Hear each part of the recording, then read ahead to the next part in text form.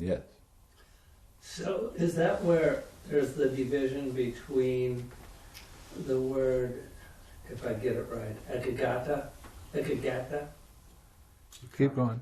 and one-pointedness, Ekaggatā. ikagata, and but in one by one as it occurred, they don't use that word, they use unification of mind. Right.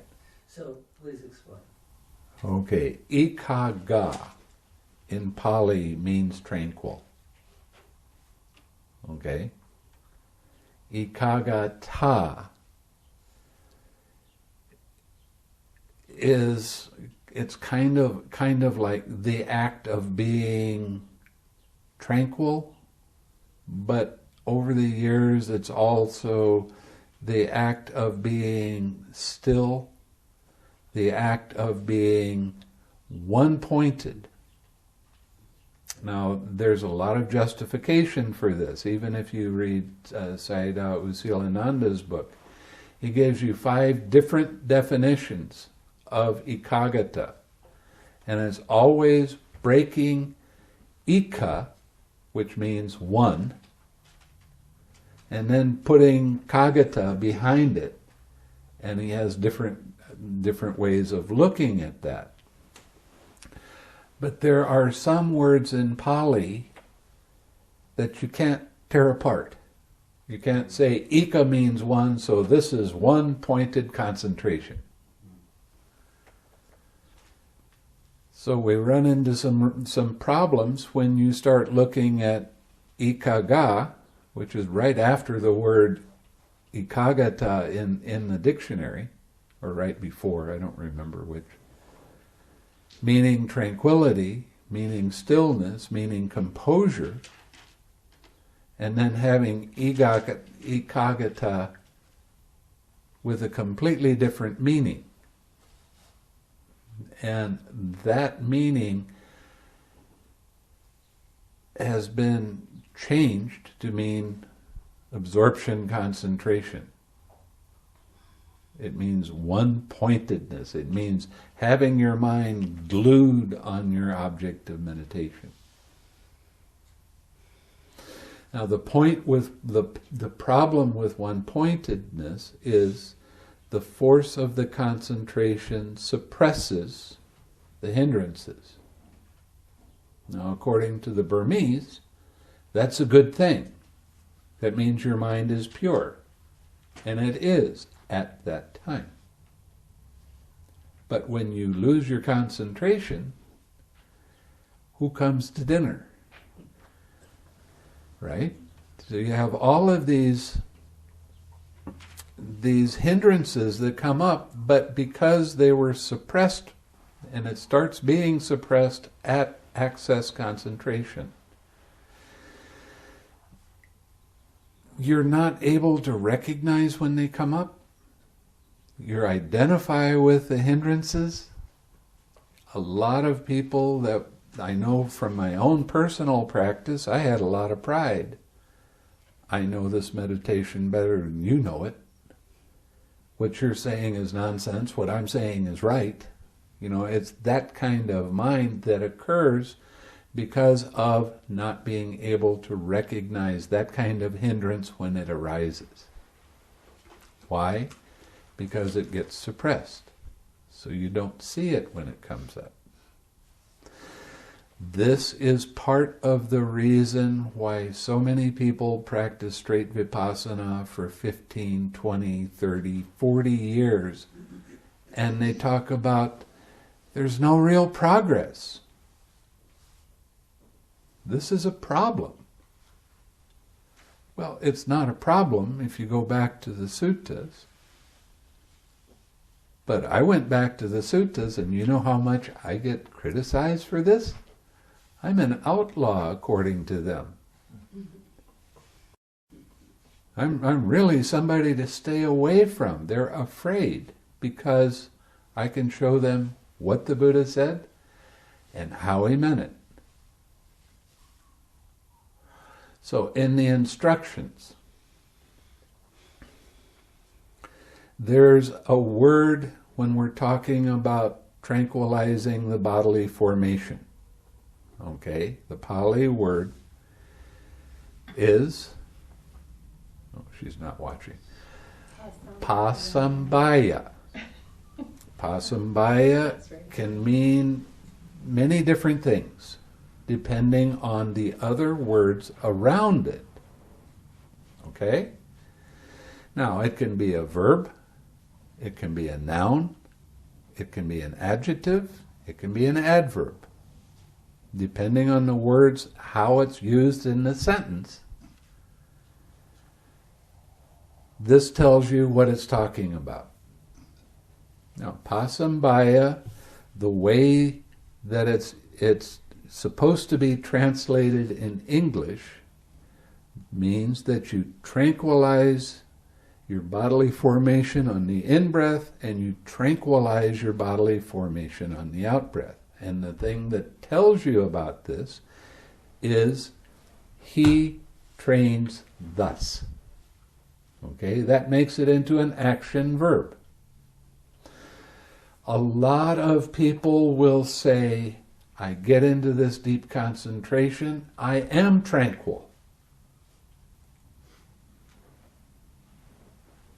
But that's not what the instructions are given. Were given. It's not after the fact, because it says that you tranquilize on the in-breath and on the out-breath. They don't do that. They don't have this relaxed step in it. Now, what's the importance of the relaxed step? You don't get into absorption concentration when you're doing the relaxed step. It won't allow you to go that deep. What is the relaxed step? The relaxed step is letting go of craving. See how it works? So anytime somebody is doing a practice and they don't have that relaxed step in it and use it often, then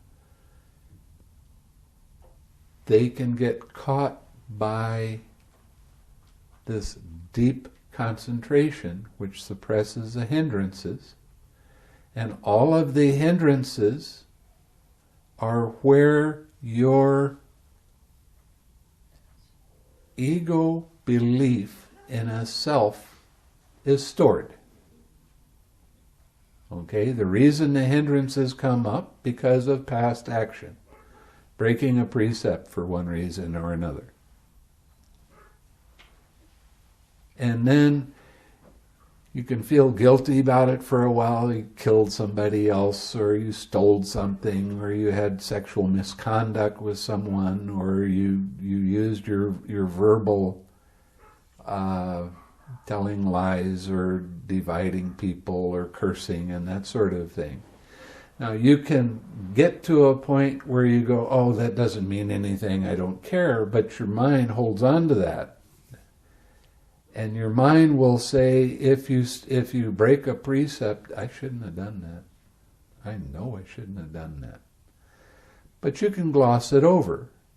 But guess what? That hindrance is going to manifest as restlessness, sloth and torpor, doubt, hatred, lust. And all of those have craving in them. I am that, whatever that hindrance happens to be. So if you're not consciously letting go of that, on the in-breath you relax, on the out-breath you relax, you practice the 6 R's, you have that relaxed step in it. If you don't do that, the force of the concentration will suppress it, but your mind isn't totally pure. Why? Because when you lose your concentration, you got the hindrances. And the identification with those hindrances. So it's a real important thing to have that step of relax, and it's done in a particular way. On the in-breath, when you're doing breathing meditation, on the in-breath you relax. What do you relax?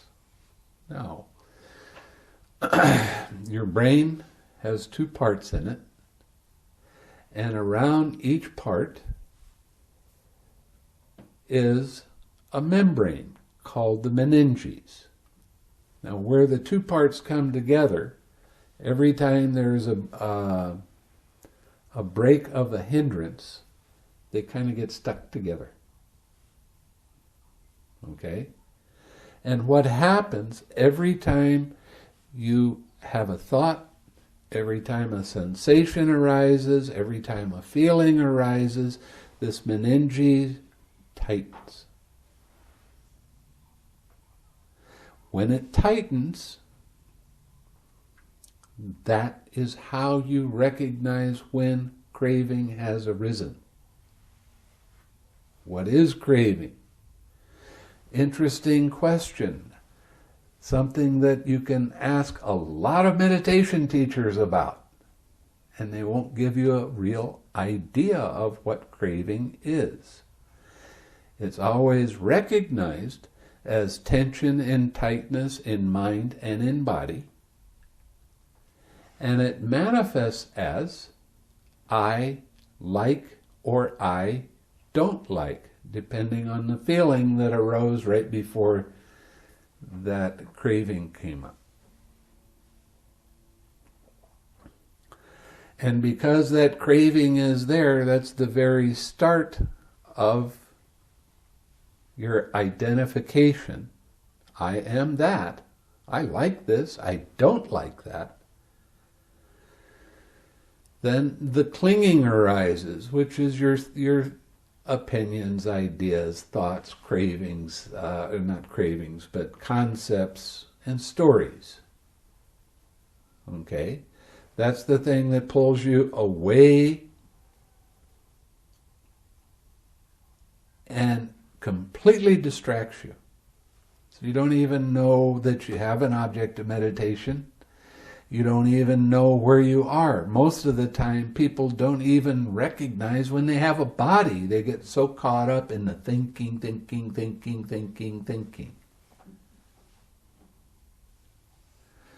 So when you start practicing this, and you start recognizing that there is this tightness that happens every time there's a distraction, a hindrance, and when you're able to relax, you'll feel that membrane let go a little bit. And when you do, it feels like an expansion that happens in your mind, in your head. And what you'll notice right after that is there is no thoughts. There is no clinging. Why? Because there is no craving, because you let it go. Your mind is clear, your mind is bright, your mind is agile, and your mind is pure. Why is it pure? Because you don't have any craving in it. And you take that mind and bring up a wholesome object. What's a wholesome object? Smile. So your mind gets light. Now you bring that smiling mind back to your object of meditation. If you follow the directions the way that I'm showing, don't add anything, don't subtract anything, use the 6 R's, roll your R's.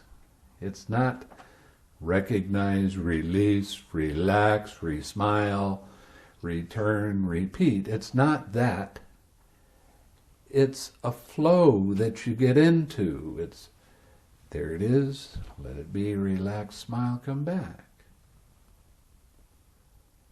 Now you're starting to purify your mind. Why are you purifying your mind? Because you don't have any craving in it at that time until there's another distraction. So, I forgot the point that I was starting out on. Ekaggatā. Well, that was the point. Okay. No, forget that. Now, I rather prefer two other words rather than one-pointedness or concentration for ekagata. I rather prefer collectedness or composed and unified, because your mind does come and is very alert, and it's unified on your object of meditation. Now, when you look at the word unified, you have uni in it. Uni means one, but it doesn't mean one-pointed. It means staying on your object without gluing your attention to it. So that if there is a distraction, you'll be able to see how mind's attention moves. That's the definition of mindfulness, remembering to observe how mind's attention moves from one thing to another. And that's the whole key to the meditation. How does mind's attention move? Not why. We don't care about the content of the thought. We don't care if your mother bit your toe when you were 4 years old and you didn't like it. We don't care if there's anger that comes up and flares. We want to see, how does this process work?